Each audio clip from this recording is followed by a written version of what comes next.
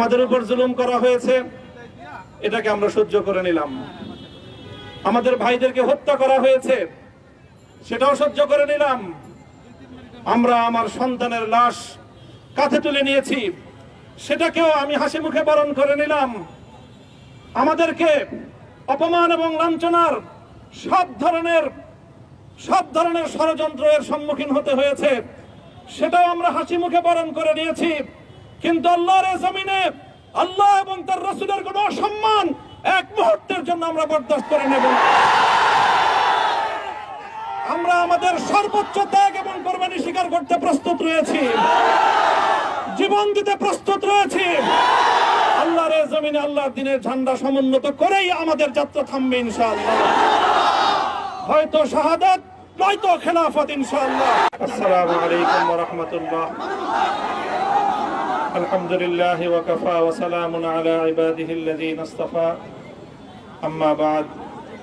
আউযু বিল্লাহি মিনাশ শাইতানির রাজীম। বিসমিল্লাহির রাহমানির রহিম। লা তাসরিবা আলাইকুমুল ইয়াওম ইয়াগফিরুল্লাহু লাকুম ওয়া হুয়া আরহামুর রাহিমিন। সাদাকাল্লাহুল আযীম। সমবেত প্রাণপ্রিয় তৌহিদি জনতা, বিভিন্ন স্তরের ধর্মপ্রাণ মুসলমান ভাই ও বন্ধুগণ, ছাত্র বন্ধুগণ এবং প্রিয় এলাকাবাসী, আল্লাহ পাক রব্বুল আলামিনের শুকরিয়া আদায় করি। আল্লাহর দ্বীনের কথা বলার অপরাধে, আল্লাহর দ্বীনের বিজয়ের ঝান্ডা এবং কেতন উড্ডীন করার প্রত্যয় ব্যক্ত করার অপরাধে, আল্লাহর জমিনে আল্লাহর দ্বীন প্রতিষ্ঠার আন্দোলনের অপরাধে আমরা অনেক ভাই কারারুদ্ধ হয়েছিলাম। পর্যায়ক্রমে সকলেই আলহামদুলিল্লাহ জিন্দানখানার লৌহ প্রাচীর ভেদ করে মুক্ত জীবনে ফিরে এসেছেন।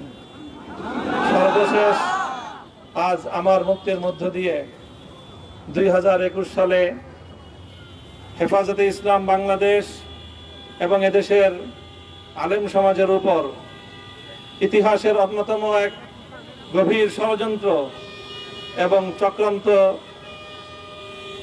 নির্যাতনের যে স্টিম রোলার পরিচালনা করা হয়েছিল, তার আজকে একটি প্রাথমিক অধ্যায়ের পরিসমাপ্তি ঘটল। আমরা অন্যায়ভাবে আমাদেরকে কারারুদ্ধ করা হয়েছে, বুলেটের আঘাতে আমাদের ভাইদেরকে হত্যা করা হয়েছে। আমরা যখন আমাদের সন্তানদের লাশ এবং তাদের সেই মরদেহকে সামনে রেখে আমরা যখন আমাদের ন্যূনতম প্রতিবাদটুকু উচ্চারণ করতে গিয়েছি, তখন আমাদেরকে কারারুদ্ধ করা হয়েছে, আমাদেরকে নানাভাবে নিষ্পেষণ করা হয়েছে, আমাদেরকে জনগণ থেকে বিচ্ছিন্ন করার সব ধরনের অপচেষ্টা চালানো হয়েছে। আমি আজ এই মুহূর্তে আমার এই মুক্তি উপলক্ষে আমি বলতে চাই, আমাদের উপর জুলুম করা হয়েছে, এটাকে আমরা সহ্য করে নিলাম। আমাদের ভাইদেরকে হত্যা করা হয়েছে, সেটাও সহ্য করে নিলাম। আমরা আমার সন্তানের লাশ কাঁধে তুলে নিয়েছি, সেটাকেও আমি হাসি মুখে বরণ করে নিলাম। আমাদেরকে অপমান এবং লাঞ্ছনার সব ধরনের ষড়যন্ত্রের সম্মুখীন হতে হয়েছে, সেটাও আমরা হাসি মুখে বরণ করে নিয়েছি। কিন্তু আল্লাহর জমিনে আল্লাহ এবং তার রাসূলের কোনো অসম্মান এক মুহূর্তের জন্য আমরা বরদাস্ত করে নেব না। আমরা আমাদের সর্বোচ্চ ত্যাগ এবং কোরবানি স্বীকার করতে প্রস্তুত রয়েছি, জীবন দিতে প্রস্তুত রয়েছি। আল্লাহর জমিনে আল্লাহর দ্বীনের ঝান্ডা সমুন্নত করেই আমাদের যাত্রা থামবে ইনশাআল্লাহ।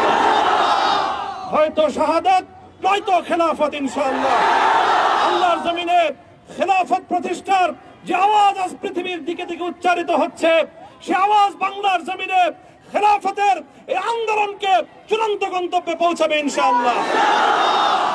আমি বাংলাদেশের আলেম সমাজ, হেফাজতে ইসলাম বাংলাদেশ সহ বাংলাদেশ খেলাফত মজলিস সহ সকল ভ্রাতৃপ্রতিম সংগঠন, সকল ধর্মপ্রাণ, ইসলামপন্থী বিভিন্ন ছোটখাটো মতভেদ, মতবিরোধ, মত পার্থক্যের ঊর্ধ্বে উঠে যারা এলায়ে কালিমাতুল্লাহর এই এক বাণীতে বিশ্বাসী, আল্লাহর জমিনে আল্লাহর দ্বীন কায়েম করতে চাই, আমাদের তাআলাউ ইলা কালিমাতিন সাওয়াইন বাইনানা ওয়া বাইনাকুম, এই এক মন্ত্রে উজ্জীবিত হয়ে আল্লাহর দ্বীনের ঝান্ডা সমুন্নত করবার এই আন্দোলন এবং সংগ্রামে আমি নিজেকে উৎসর্গ করার ঘোষণা করছি। এবং আমার সকল ভাইদেরকে, আমি সকল উলামায়ে কেরামকে এবং ধর্মপ্রাণ মুসলমানদেরকে, ইসলামী নেতৃত্বকে ঐক্যবদ্ধভাবে এই সংগ্রামের ঝান্ডা সমুন্নত করবার, ধারণ করবার আহ্বান জানাচ্ছি। এবং আপনাদের সকলকে আবার শুকরিয়া জ্ঞাপন করছি যে আজকে আপনারা এভাবে আমাকে উৎসাহিত করেছেন, উজ্জীবিত করেছেন। আল্লাহ পাক আপনাদের সকলকে উত্তম বিনিময় দান করুন। আমি আবারও বলছি, আমি আমার আলোচনার শুরুতে কোরআনে পাকের সেই আয়াতটুকু তেলাওয়াত করেছিলাম, হযরত ইউসুফ আলাইহিস সালাতু ওয়াস সালাম কারামুক্তি এবং প্রকৃত যারা অন্যায়কারী ছিল সেই অন্যায়কারীদের স্বরূপ ওনার সামনে উন্মোচিত হয়ে যাওয়ার পর, জাতির সামনে তাদের স্বরূপ উন্মোচিত হয়ে যাওয়ার পর তিনি যে কথা বলেছিলেন, আমিও নবী ইউসুফ আলাইহিস সালাতু ওয়াস সালামের অনুসারী হিসেবে